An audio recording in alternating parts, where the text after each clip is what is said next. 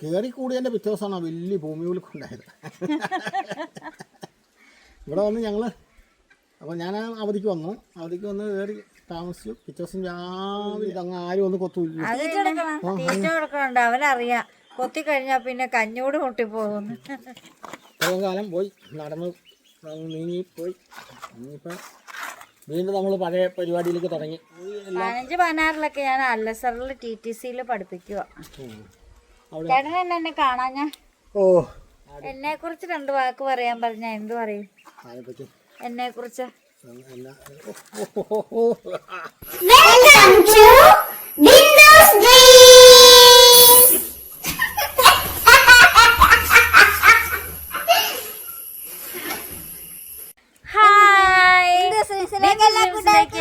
കൂട്ടുകാർക്കും സ്വാഗതം. ഞങ്ങളപ്പം ഇന്ന് വിഷുവിൻ്റെ തലേ ദിവസമല്ലേ, അപ്പം വിഷുവിനുള്ള ഒരുക്കങ്ങളിലേക്കൊക്കെ പോകുന്നുണ്ട് കേട്ടോ. ഞങ്ങൾക്ക് അങ്ങനെ ജാതി മത വർഗ വർണ്ണ വിവേചനമൊന്നുമില്ല. നമ്മൾ പെരുന്നാളാണെങ്കിലും വിഷു ആണെങ്കിലും ഈസ്റ്റർ ആണെങ്കിലും ക്രിസ്മസ് ആണെങ്കിലും ഒക്കെ നമ്മൾ ആഘോഷിക്കാറുണ്ട്. കഴിഞ്ഞ തവണ നമ്മളിവിടെ വിഷു ഒരുക്കിയിട്ടുണ്ടായിരുന്നു. അതുമാത്രമല്ല ചേട്ടൻ്റെ ഫസ്റ്റ് എക്സ്പീരിയൻസ് ആയിരുന്നു കഴിഞ്ഞ വർഷത്തെ വിഷു ഒരുക്കങ്ങളൊക്കെ. ഈ വർഷം നമ്മൾ വിഷു ഒരുക്കത്തിലേക്കൊക്കെ പോകാൻ വേണ്ടിയിട്ടൊക്കെ ഇരിക്കുവാണ്. അപ്പം നമ്മൾ ഇച്ചിരി കഴിയുമ്പോഴത്തേക്ക് നമ്മൾ തൊടുപുഴയൊക്കെ പോകും. അപ്പോൾ തൊടുപുഴയാണെങ്കിൽ നമ്മുടെ ശ്രീകൃഷ്ണസ്വാമി ക്ഷേത്രത്തിലെ ഉത്സവം തുടങ്ങിയിട്ടുണ്ട്. ഉത്സവത്തിന് മിനിഞ്ഞാന്ന് കൊടിയേറിയിട്ടുണ്ട്. അപ്പം ഇനി ഓരോ ദിവസം ഓരോ പരിപാടികളൊക്കെയാണ്. കഴിഞ്ഞ വർഷം നമ്മൾ ഒരു ദിവസം നമ്മൾ ജസ്റ്റ് പോയിട്ടുണ്ടായിരുന്നു. അപ്പം ആനയൂട്ടെന്ന് പറഞ്ഞുകൊണ്ട് പോയതാ. പക്ഷേ ഈ നാട്ടിൽ അങ്ങനെ ആനയൂട്ടൊന്നും വലിയ പ്രസിദ്ധമൊന്നുമല്ല. പല്ലാട്ട് ബ്രഹ്മദത്തിന് ആന വന്നിട്ടുണ്ട്. അപ്പം അതൊക്കെയാണ് കാര്യം.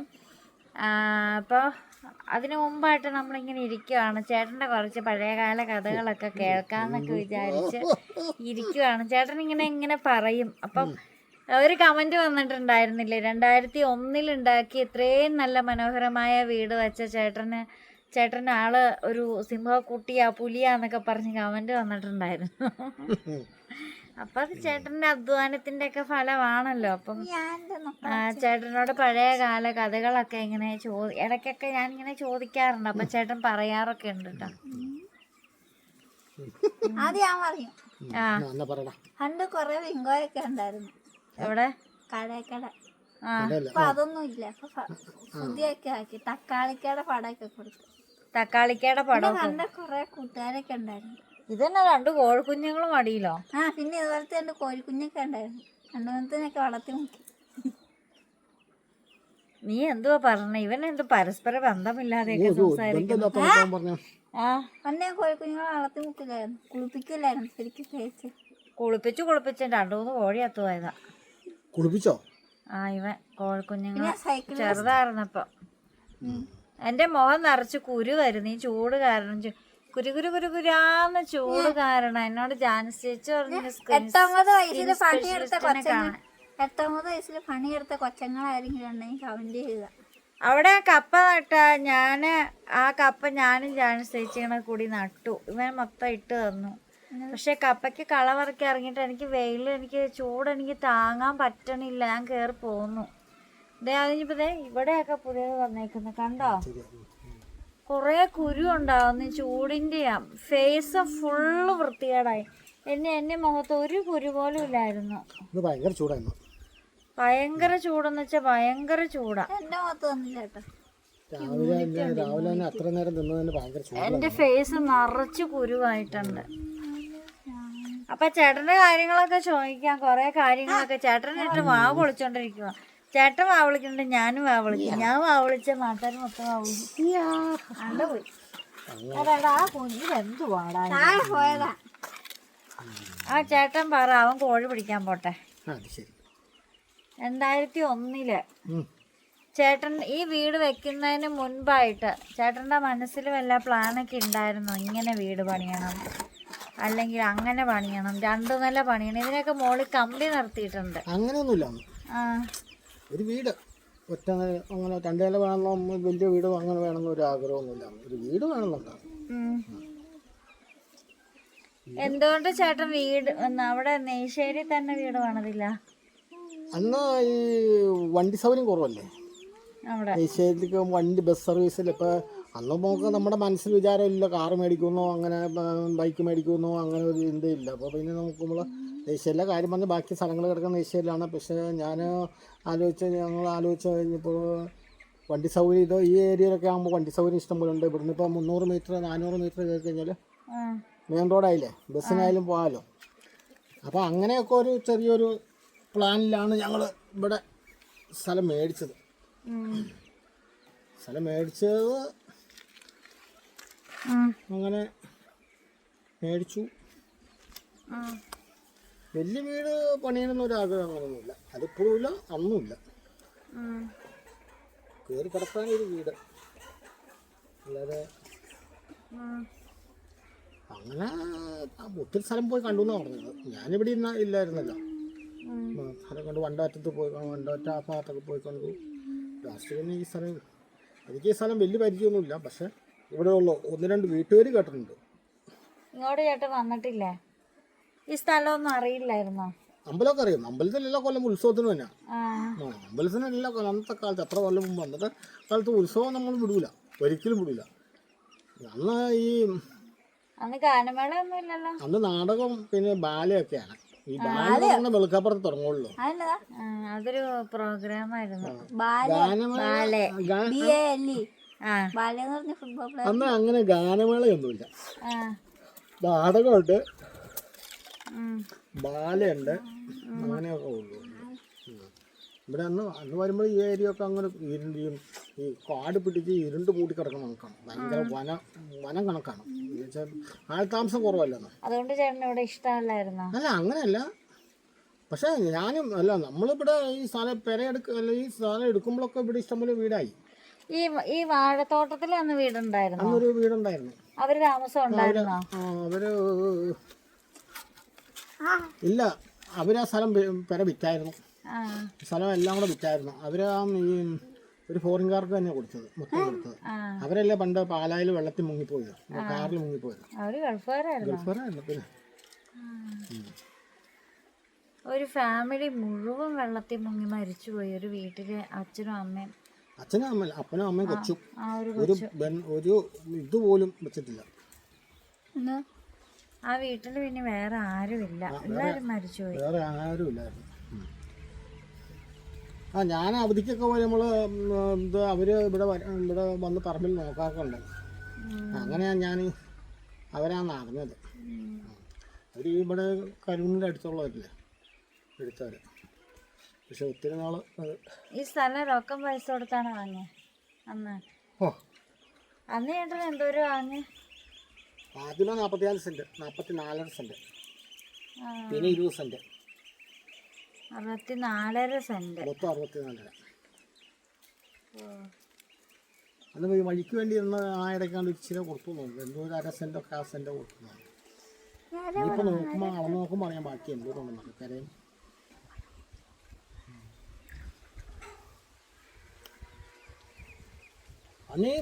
അന്ന് ഈ റബ്ബറിൻ്റെ അകത്ത് ഞാൻ പോയിട്ട് വന്നപ്പോൾ ഇത് റബ്ബറിൻ്റെ അകത്തായിരുന്നു. 10-100 ചില്ലാൻ കോഴി. ഇത് നെറ്റൊക്കെ ഇട്ട അവിടെ തന്നെ, ഇവിടെ തന്നെ നമ്മളിപ്പോൾ നെറ്റിട്ടില്ലേ, അവിടെ തന്നെ ഇങ്ങനെ 110-100 ചില്ലാൻ കോഴി ഉണ്ടായിരുന്നു. അന്ന് 50 മുട്ട 60 മുട്ട 70 മുട്ട ഡെയിലി കൊടുക്കുമായിരുന്നു. പിന്നെ മുയലുണ്ടായിരുന്നു, മുയൽ. പിന്നെ ആടുണ്ടായിരുന്നു. മുയലൊരു 10-100 മുയലുണ്ടായിരുന്നു. ആടും ഉണ്ടായിരുന്നു. പിന്നെ പോത്തുണ്ടായിരുന്നു, 4 പോത്തുണ്ടായിരുന്നു. പോത്ത് ഇവിടെ ഇല്ല, അന്ന് അപ്പുറത്ത് നമ്മുടെ കൂട്ടുകാരൻ്റെ പറമ്പിലാണ്.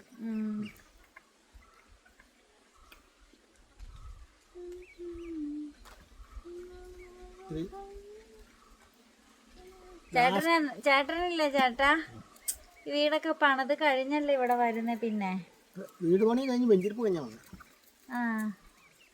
പൈസ കൊടുക്കും. വീട് പണിയാ ഘട്ടം ഘട്ടമായിട്ടാണ് പൈസ കൊടുക്കണേ. പണി അനുസരിച്ച് വാടക സമയം അങ്ങനെ പൈസ കൊടുക്കും, അങ്ങനെ കൊടുക്കും. കയറി കൂടിയതിൻ്റെ പിറ്റേ ദിവസമാണ് വലിയ ഭൂമി കുലുക്കുണ്ടായത്. ഇവിടെ വന്ന് ഞങ്ങൾ, അപ്പോൾ ഞാൻ അവധിക്ക് വന്ന് കയറി താമസിച്ചു. പിറ്റേ ദിവസം രാവിലെ ഞാൻ കിടന്നുറങ്ങുന്നത്. അല്ല ഞാൻ കപ്പ തൊണ്ട് വിളിച്ചോണ്ടിരിക്കുകയായിരുന്നു. തൊട്ടപ്പുറത്ത് ഒരു വീടുണ്ടല്ലോ, ആ വീട്ടിലെ പുള്ളിക്കാരത്തി ഓടി വന്നു, ചേച്ചി ചേച്ചി ഇറങ്ങി വാ ഓടി പോലെ ഭൂമി വിളിക്കും ഭൂമി. അപ്പോൾ ഞാൻ ഈ വാഴയ്ക്ക് നിന്ന് കപ്പ തൊണ്ട് വിളിച്ചോണ്ടിരിക്കുക. അപ്പോൾ ഇറങ്ങി ഇവിടെ വന്ന് ഇറങ്ങി കഴിഞ്ഞപ്പോൾ അവിടെ ഉള്ളവരെല്ലാവരും മുറ്റത്തും റോട്ടിലൊക്കെ നിൽക്കാനാണ്. അപ്പോൾ ഞങ്ങൾ വെച്ചാൽ എന്നാ പറയാം ഭൂമി വിളിക്കുന്നു. അങ്ങനെ വേണം. അല്ല അത് നല്ല ഒരു സൗണ്ട് കേക്കൂടാ. പാത്രം ഉണ്ടെങ്കിൽ പാത്രമൊക്കെ കിടങ്ങും. അത്രേ ഉള്ളൂ. മണ്ണൊക്കെ കിടന്ന് അളകുമോ? അല്ല അത്ര ഒന്നും അറിയാൻ പറ്റില്ല. എങ്ങനെ ഭൂമി കുലുങ്ങിയത് അത്ര ഒന്നും അറിഞ്ഞില്ലല്ലോ. ഇത് നല്ലോണം അറിഞ്ഞില്ലേ? നമ്മളൊക്കെ അറിയാൻ പറ്റും. ഈ ബുള്ളറ്റിന്റെ സൗണ്ട് ഉണ്ടല്ലോ, കട്ട കട്ട കട്ട. ആ ഒരു സൗണ്ടിങ് വരും, ഭൂന്നും പറഞ്ഞോണ്ടൊരു സൗണ്ട്. അല്ലാതെ ഭൂമി ഇങ്ങനെ അല്ലാതെ നമുക്കത് ഫീൽ ചെയ്യൊന്നുമില്ല. പാത്രങ്ങളൊക്കെ അനങ്ങും, അത്രേ ഉള്ളൂ. ഞാൻ കണ്ടിട്ടില്ല. ഈ ചേട്ടൻ പറ. ചേട്ടന്റെ സംസാരം കേൾക്കാനൊക്കെ ആളുകൾ കാത്തിരിക്കുന്നു. എല്ലാവർക്കും വേണ്ടിയിട്ടുള്ള ഉപദേശങ്ങളൊക്കെ കൊടുക്കും. ആളുകൾക്ക് അത് ഭയങ്കര ഇഷ്ടമാ. എന്തോ ഉപദേശം ഉം. അങ്ങനെയൊന്നുമില്ല. അതിനാ എന്താ അങ്ങനെ ഇത്രയും കാലം പോയി നടന്ന് നീങ്ങിപ്പോയി. ഇനിയിപ്പം വീണ്ടും നമ്മൾ പഴയ പരിപാടിയിലേക്ക് തുടങ്ങി. എന്നെ കുറിച്ച് 2 വാക്ക് പറയാൻ പറഞ്ഞാ എന്ത് പറയും? അതിനെപ്പറ്റി എന്നെ കുറിച്ച്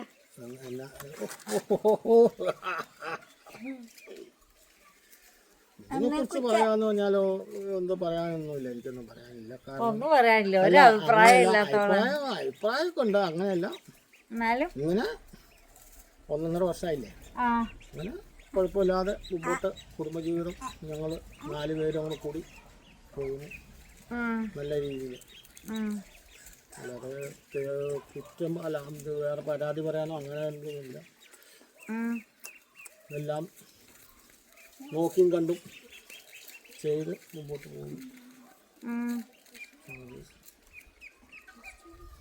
എപ്പോഴാണ് നോക്കിയാലും കോഴിക്കോട്ടിലെ കാണുള്ളൂ. കോഴിയോട് ഭയങ്കര സ്നേഹമാണ്. കോഴിയോട് ആടിനോടൊക്കെ ഭയങ്കര സ്നേഹമാണ്. എനിക്ക് വലിയ ഇഷ്ടമാണ്. അതുകൊണ്ട് മുട്ടയൊക്കെ എടുത്ത് അത് നിന്നെപ്പറ്റി ഞാൻ എന്ത് പറയാനോ, നീ അമ്മേനേക്കാളും കടയാ. നീ എപ്പോഴും രാത്രി പോരാൻ പറ്റിയില്ലെങ്കിൽ വീട്ടിൽ നമുക്ക് കോഴിക്കോട്ടിലേക്ക് കിടക്കുള്ളൂ. അങ്ങനെ കോഴിക്കോട്ടിലൊരു പാവ വിരിച്ച് അവൻ അവിടെ അവിടെ കിടന്നു. കിടന്നു, കുഴപ്പമൊന്നുമില്ല. പക്ഷെ അതല്ല, കോഴികൾക്കൊന്നും വലിയ ഇഷ്ടമല്ല. അത് തന്നെ ഒരു പെടക്ക് ഒഴിച്ച് വേറെ ആർക്കും വലിയ ഇഷ്ടമല്ല. ഇവൻ ആ കൂട്ടിലേക്ക് കയറുമ്പോ തന്നെ കോഴികളെല്ലാം ഓടി ഒളിക്കുക. അല്ല ഞാൻ കയറി ചെല്ലുമ്പോൾ എല്ലാവരും ഓടി എന്റെ കാൽത്തോട്ട് അയ്യോ ഇതിനെ ഓടിച്ച് പിടിക്കും. ഈ വാല പിടിക്കും. അപ്പൊ പിടിക്കുമ്പോൾ ഇവനോട് കോഴിക്ക് സ്നേഹമില്ല. ഒരു ദിവസം വാല പിടിച്ചാ തന്നെ കവന്നടിച്ചു. എന്റെ പെച്ചിനെ എല്ലാവർക്കും കാണിച്ചു തരാട്ടോ. ഞാൻ കാണിച്ചു കൊടുത്തിട്ടുണ്ട്. ഞാനൊരു കോഴിനെ പിടിക്കൂല. ഞാൻ എന്റെ അടുത്ത് വന്നിരിക്കുന്ന കോഴിനെ ഒന്നും ചെയ്യുമില്ല. ഇവനെ കാണുമ്പോൾ ഒരു പെട മാത്രം അവൻ്റെ അടുത്ത് ചെല്ലും, വർത്താനവും പറയും. ആ പെട എൻ്റെ അടുത്തും വന്ന് വർത്താനമൊക്കെ പറയും. വേറെ എല്ലാ കോഴികൾക്കും ഇഷ്ടമല്ല. പറ. എനിക്ക് ഭയങ്കര ഇഷ്ടമാണ് പക്ഷിമൃഗാദികളെയൊക്കെ, ഭയങ്കര ഇഷ്ടമാണ്. ഞാൻ ഉമ്മയൊക്കെ കൊടുത്താൽ വളർത്തുന്ന ഇവരെയൊക്കെ വലിയ ഇഷ്ടമാണ് എനിക്ക്. നമ്മുടെ പ്രാണിക്ക് 3 കുഞ്ഞുങ്ങളുണ്ടായി. അവള് ബർത്തിലാണ് പ്രസവിച്ചത്. ഒരു ചെറിയ റൂം പോലെ ഉണ്ട്, വാഷിംഗ് മെഷീൻ വെക്കുന്നതിൻ്റെ അവിടെ ആയിട്ട് വാർക്കപ്പുറത്ത്. അപ്പം അതിനകത്ത് അവളെ പ്രസവിച്ചത്. അതിൽ ഇപ്പം നമ്മൾ പിന്നെ നോക്കാനൊന്നും പോയൊന്നുമില്ല. അതിൽ 2 കുഞ്ഞുങ്ങൾ ചത്തുപോയി. പിന്നെ 2 എണ്ണത്തിനെടുത്ത് കുഴിച്ചിട്ട്, പിന്നെ ആ ഒരു കുഞ്ഞിനെ അവളെയും കൂടെ എടുത്തിട്ട് ആൻസ് കിടക്കുന്ന ആ റൂമിൻ്റെ അവൻ്റെ ആ സ്റ്റഡി ടേബിളിൻ്റെ അടിയിൽ സ്പേസ് ഉണ്ട്, അതിനകത്തേക്ക് സെറ്റാക്കി ഒരു പലകയുടെ ഒരു സ്റ്റാൻഡ് ഉണ്ട്. ആ സ്റ്റാൻഡ് തിരിച്ചിട്ടപ്പോൾ നല്ലൊരു കട്ടിൽ പോലെയായി. ആൻസിൻ്റെ കുറേ പഴയ ഉടുപ്പുകളുണ്ടായിരുന്നു, അതെല്ലാം ഇട്ട് നല്ല മെത്ത പോലെ ആക്കി എടുത്തിട്ട് അതിൽ കുഞ്ഞിനെ കൊണ്ട് കിടത്തി. ഇപ്പോൾ പ്രാണി അവിടെ കിടക്കും, കുഞ്ഞിന് പാലൊക്കെ കൊടുക്കും. ഇപ്പോൾ ഉള്ള കുഞ്ഞെന്ന് വെച്ചാൽ ഒരു ചാര കളർ, ആഷ് കളറുള്ള. അതെ, ആൻസിൻ്റെ പെട ഇതാണ്. ഏതാണ്ടൊക്കെ പറയണ്ട്. എന്നെ കാണാനാണ് ചെറുക്ക ഇങ്ങോട്ട് കൊണ്ടുവന്നേന്ന്. അത് കറക്റ്റായിട്ട് കിട്ടി എനിക്ക്. അങ്ങനെയല്ലേ പെണ്ണ പറഞ്ഞ അല്ലേ? അല്ല അയ്യേ അങ്ങോട്ട് നോക്കാം അവളാണ് എന്നെ തൊട്ട് നോക്കിന്ന് പടാ പടക്കുഞ്ഞ് എന്നാടി അയ്യേ എന്നാടി ശുണ്ടരി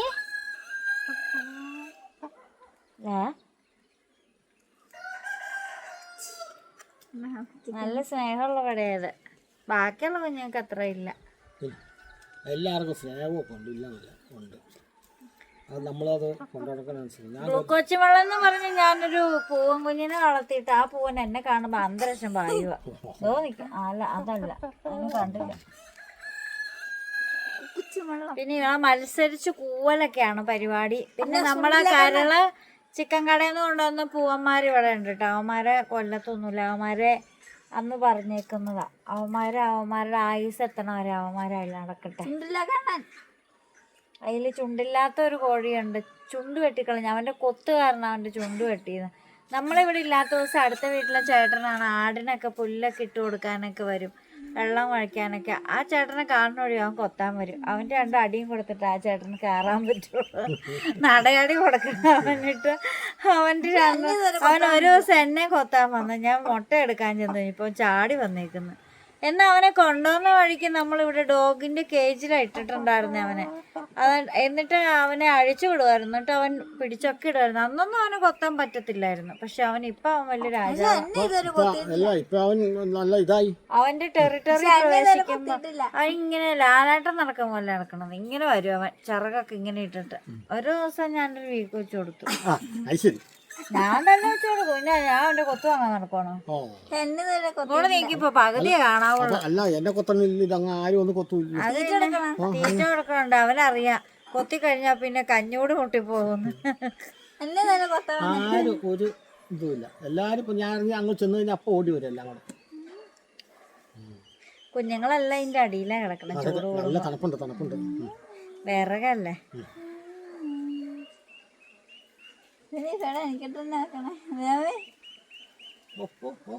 വെള്ളം കുടിക്കാൻ വന്ന ചൂടാന്ന്, ഭയങ്കര ചൂടാന്ന്.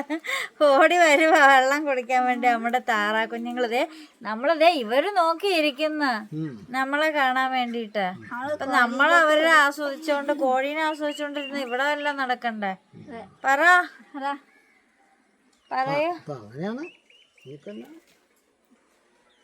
പിന്നെ കഴിഞ്ഞ സാക്കിൽ കൊടുക്കാൻ പോയപ്പോഴേ അവിടെ പണ്ടത്തെ മറ്റേ വിളക്ക് തൂക്കി പിടിച്ചോണ്ട് പോകാനുണ്ട്, പച്ച കളറ്.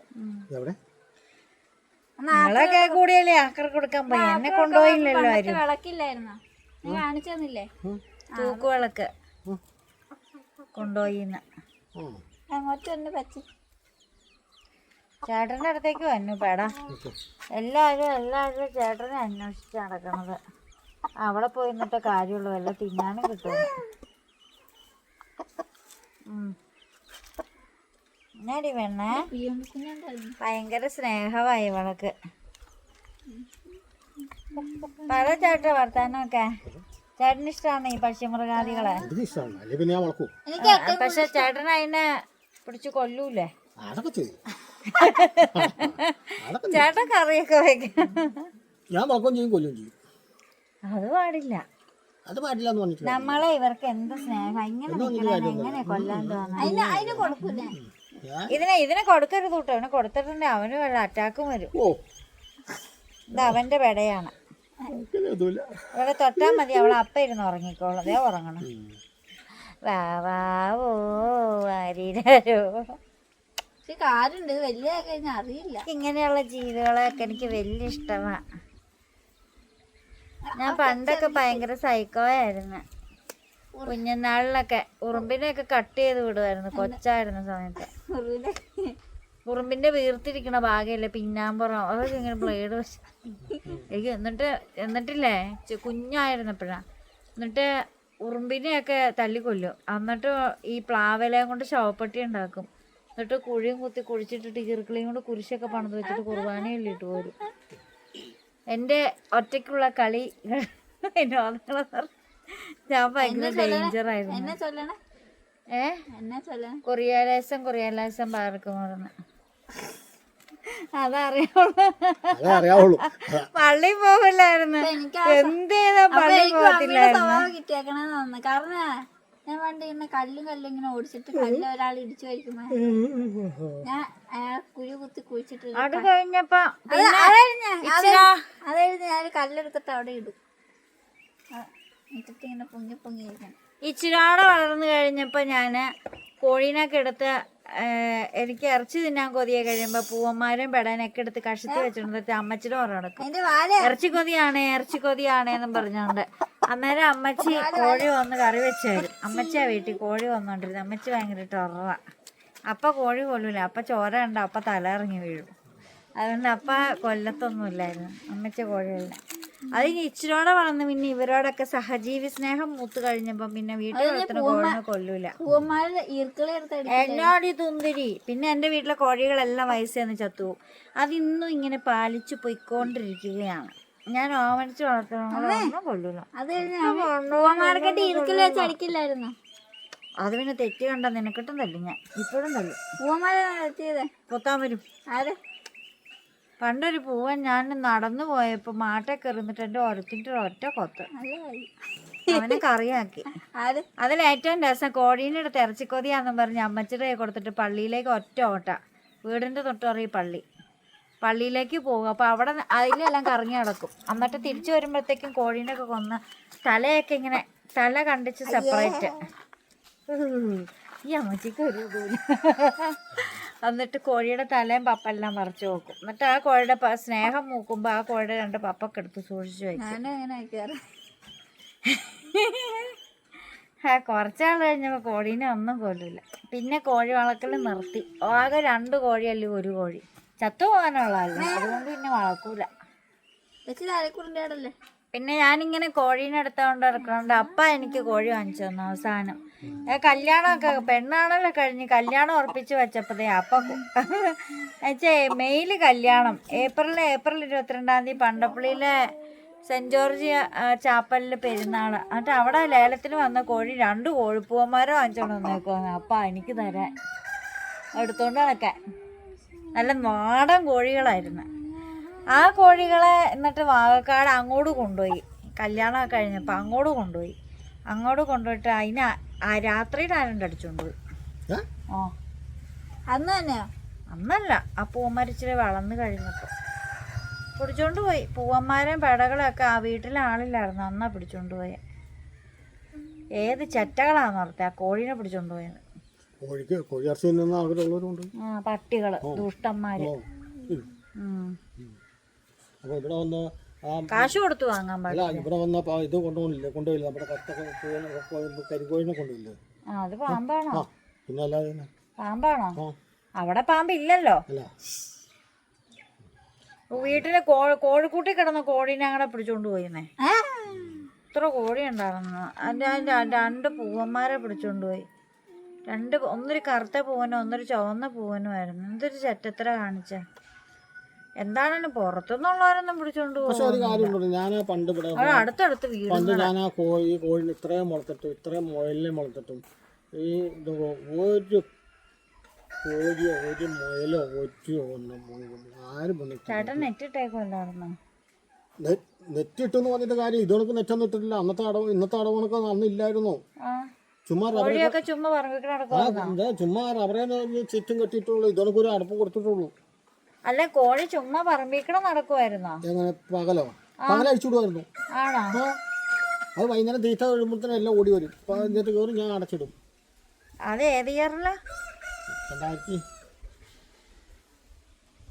2020-ലൊക്കെയാണോ? 15-16 ഒക്കെ.